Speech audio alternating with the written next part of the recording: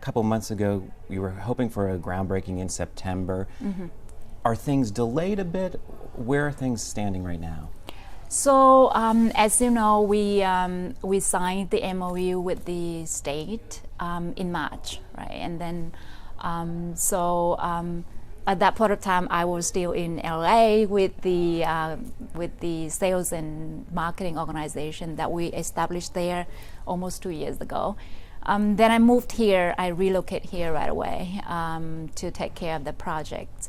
There's a lot of others, like preparation work that we have done. We have received a lot of support from the state and from the authorities here, and also all the vendors and partners. So far, what we have been doing is we are conducting the site preparation work. So if you visit our site right now, it looks very different from March right now, because the mass grading work is being done right now. And we are currently working with the state for required permits, and also selecting our, like equipment providers, construction companies, and all those things. And then the moment that we get the permits, we'll start the construction right away. So stay tuned for that. When do you hope that will be at this point? Oh. This is kind of falling out. Okay. There, it looked fine. So at this point of time, it looks like it's still, we are hoping that we will get the permits end of this year, and then we start construction a little bit later after that. So it's still following that plan. I was going to say, you did come in with a very aggressive plan to get this up and running by July 2024. Is that still going to happen? Currently, it's still the plan, but we will, watch out the market. There are, like some challenges with the global, supply chain. Currently, the plan is still the same, July 2024. But we'll see how the situation in the market is going.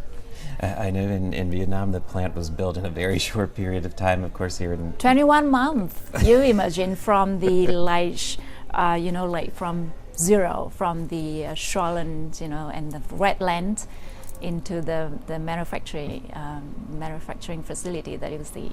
We have a lot more processes here to get things done. Yeah, I know.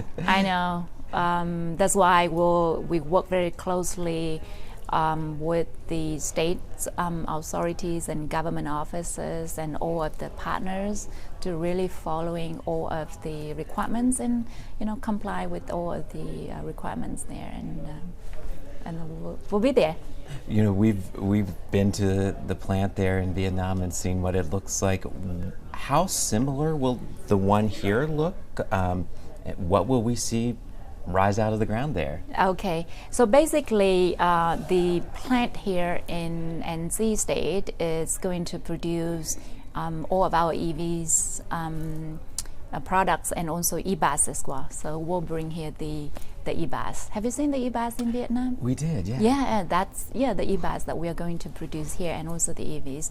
So we divide the project here into stages, and stage 1 is with the annual capacity of 150,000 car per annum, and it won't have similar shops that you have seen that what we are having in Vietnam. So we got the press, and then we have body shop, we have paint shop, and we have general assembly, and of course the offices and all of the auxiliaries facilities there at the plant as well. And then on the second stage, we'll have a gigafactory, and we'll also have the battery manufacturing here on the second stage in this manufacturing facility.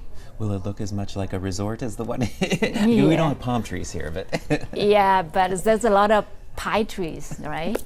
So it's the site, the location looks great, and we are working with Chatham counties right now to really also doing a lot of. They are doing a lot of infrastructure upgrading right now, and we do our job in site preparations and making sure that we're ready when the permit is there, so that we can start the construction right away.